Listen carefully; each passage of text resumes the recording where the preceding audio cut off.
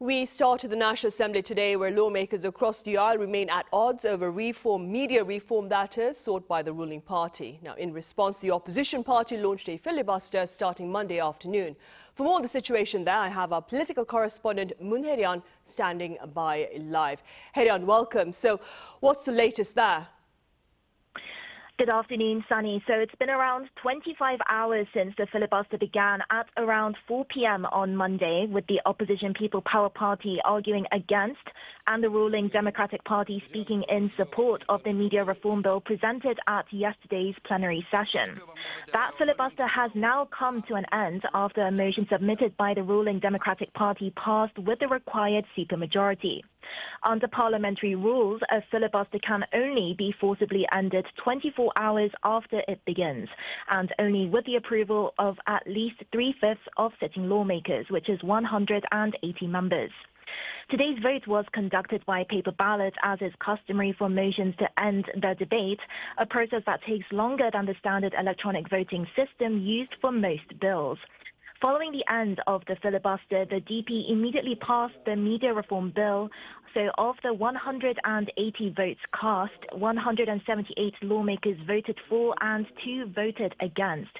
And it appears that the PPP did not participate in the vote at all. Right, I see. Hye-ryeon, what exactly is the media reform bill that the filibuster was launched for? Right. So the media reform bill introduced at yesterday's plenary session is an amendment of the country's Broadcasting Act, and it's one of the highly contentious 3 media reform bills that the DP is backing. The media reform bill seeks a major overhaul of the governance structure at South Korea's public broadcasters, such as expanding the number of board members and introducing a new system for selecting CEOs. The DP argues that the change would make broadcaster leadership more independent from political power by including members recommended not only by the ruling and opposition parties, but also by civil society. But the PPP fiercely opposes the move, saying it would give the ruling party undue influence over media and potentially infringe on press freedom. To boost press freedom and independence, the bill makes CEO appointments more transparent and democratic.